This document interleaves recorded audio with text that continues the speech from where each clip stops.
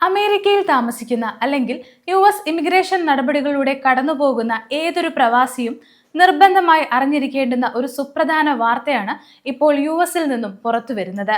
അടുത്തിടെ കാലിഫോർണിയയിലെ San ഹോസയിലുള്ള US immigration ഓഫീസിൽ അസൈലം ഇന്റർവ്യൂവിന് ഹാജരായ 2 ഇന്ത്യൻ സഹോദരന്മാരെ ഉദ്യോഗസ്ഥർ തടങ്കലിലാക്കി ഇമിഗ്രേഷൻ ആൻഡ് കസ്റ്റംസ് എൻഫോഴ്സ്മെന്റിന് കൈമാറി. സാധാരണഗതിയിൽ ഇമിഗ്രേഷൻ സ്റ്റേറ്റസ് ശരിയാക്കാൻ അല്ലെങ്കിൽ ബന്ധുക്കളെ അമേരിക്കയിലേക്ക് കൊണ്ടുവരാൻ പോകുന്ന ഒരു ഇന്റർവ്യൂ എങ്ങനെയാണ് ഒരു വലിയ അറസ്റ്റിലും നാടുകടത്തൽ ഭീഷണിയിലും അവസാനിച്ചത്? ഒരു ഇമിഗ്രേഷൻ അപേക്ഷ സമർപ്പിക്കുമ്പോൾ അമേരിക്കൻ ഏജൻസികൾ നടത്തുന്ന പശ്ചാത്തല പരിശോധനകൾ എത്രത്തോളം കർശനമാണ്? US ഇമിഗ്രേഷൻ നിയമങ്ങൾ പ്രകാരം ഏതൊക്കെ കുറ്റകൃത്യങ്ങളാണ് ഒരാളുടെ വിസയോ അപേക്ഷയോ റദ്ദാക്കാൻ കാരണമാകുന്നത് എന്നതിനെ കുറിച്ചാണ് നമ്മൾ ഇന്ന് വിശദമായി നോക്കുന്നത്. US citizenship and immigration services തങ്ങളുടെ ഔദ്യോഗിക സോഷ്യൽ മീഡിയ അക്കൗണ്ട് വഴിയാണ് ഈ സംഭവത്തെക്കുറിച്ചുള്ള വിവരങ്ങൾ പുറത്തുവിട്ടിരിക്കുന്നത്. ഇന്ത്യക്കാരായ 2 സഹോദരന്മാർ ഫോം I-730 അനുസരിച്ചുള്ള ഇന്റർവ്യൂവിനായി സാൻ ഹോസയിലെ ഫീൽഡ് ഓഫീസിൽ എത്തിയതായിരുന്നു. എന്നാൽ ഇന്റർവ്യൂവിന് മുന്നോടിയായി നടത്തിയ അതീവ ജാഗ്രതയോടു കൂടിയ പശ്ചാത്തല പരിശോധനയിൽ ഇവരുടെ പേരിൽ ഗുരുതരമായ ക്രിമിനൽ പശ്ചാത്തലമുള്ളതായി കണ്ടെത്തി.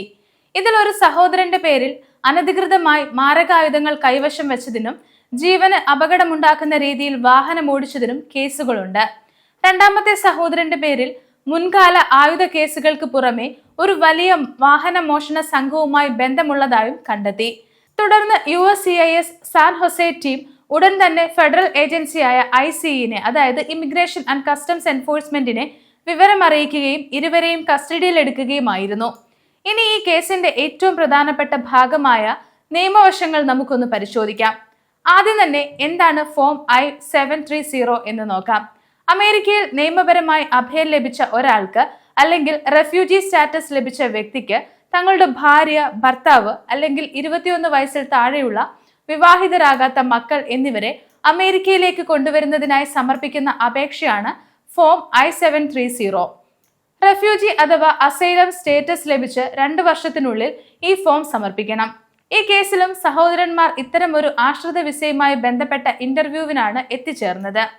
USCIS-ഉം ICE-യും തമ്മിലുള്ള നിയമപരമായ വ്യത്യാസം കൂടി നമുക്കൊന്ന് നോക്കാം.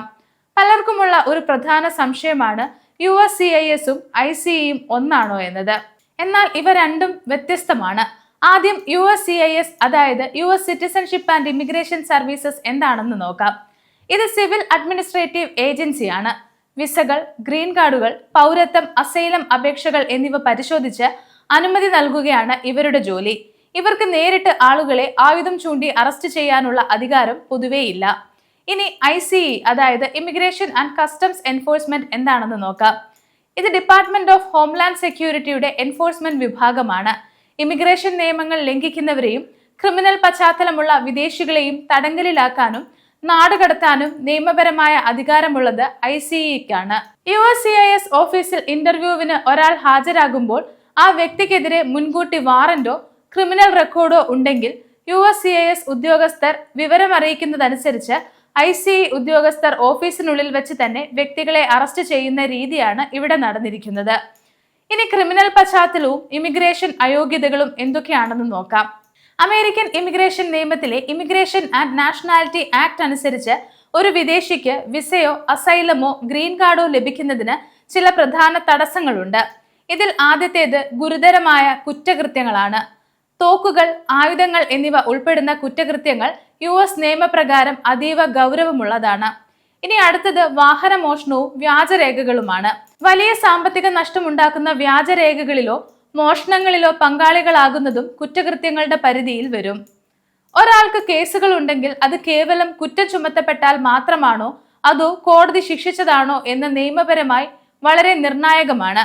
ഈ സംഭവത്തിൽ വാർത്തകൾ അനുസരിച്ച് കേസുകൾ ശിക്ഷ വിധിക്കപ്പെട്ടവയാണോ എന്നത് വ്യക്തമല്ലെങ്കിലും ആയുധ മോഷണ കേസുകളിലെ പങ്കാളിത്തം അസൈലം അപേക്ഷകൾ പൂർണ്ണമായി നിരസിക്കപ്പെടാനും നാടുകടത്തൽ നടപടികൾ തുടങ്ങാനും നിയമപരമായി സാധ്യതയുള്ളതാണ്. നിലവിലെ അമേരിക്കൻ രാഷ്ട്രീയ ഇമിഗ്രേഷൻ അന്തരീക്ഷം പരിശോധിച്ചാൽ ഈ അറസ്റ്റ് ഒറ്റപ്പെട്ട സംഭവമല്ലെന്ന് വ്യക്തമാകും. ജൂൺ മാസത്തിൽ മാത്രം 43,138 ആളുകളെയാണ് അനധികൃത കുടിയേറ്റക്കാരായും ക്രിമിനൽ പശ്ചാത്തലമുള്ളവരായും കാണിച്ച് ICE അറസ്റ്റ് ചെയ്തത്. അതുപോലെ നിലവിൽ 65,000-ത്തിലധികം ആളുകളാണ് ഇമിഗ്രേഷൻ തടങ്കൽ കേന്ദ്രങ്ങളിൽ ഉള്ളത് എന്നും റിപ്പോർട്ടുകളുണ്ട്. മുൻപ് ക്രിമിനൽ പശ്ചാത്തലമുള്ളവരെ മാത്രം ലക്ഷ്യമിട്ടിരുന്നതെങ്കിൽ ഇപ്പോൾ ഇമിഗ്രേഷൻ നിയമലംഘനം നടത്തുന്ന ഏതൊരാൾക്കെതിരെയും ശക്തമായ നടപടികൾ സ്വീകരിക്കുന്നുണ്ട്. US ഗവൺമെന്റിന്റെ ഇത്തരം കർശനമായ നിലപാടുകൾ കാരണം മുൻകാലങ്ങളിൽ ചെറിയ നിയമലംഘനങ്ങൾ പോലുമുള്ള ആളുകൾ ഇമിഗ്രേഷൻ ഇന്റർവ്യൂകൾക്ക് ഹാജരാകുമ്പോൾ വലിയ ജാഗ്രത പുലർത്തേണ്ട സാഹചര്യമാണ് നിലവിലുള്ളത്. അമേരിക്കയിൽ കഴിയുന്ന ഏതൊരു പ്രവാസിക്കും ഇമിഗ്രേഷൻ അപേക്ഷ നൽകുന്നവർക്കും ഈ സംഭവം ഒരു വലിയ മുന്നറിയിപ്പാണ് നൽകുന്നത്. നിങ്ങളുടെ പേരിൽ മുൻപ് ഏതെങ്കിലും തരത്തിലുള്ള ട്രാഫിക് കേസുകളോ അറസ്റ്റുകളോ മറ്റ് ക്രിമിനൽ ചാർജുകളോ ഉണ്ടായിട്ടുണ്ടെങ്കിൽ ഇമിഗ്രേഷൻ ഇന്റർവ്യൂകൾക്ക് പോകുന്നതിന് മുൻപ് നിർബന്ധമായും ഒരു അനുഭവസമ്പന്നനായ ഇമിഗ്രേഷൻ അറ്റോർണിയുടെ നിയമോപദേശം തേടേണ്ടതാണ്.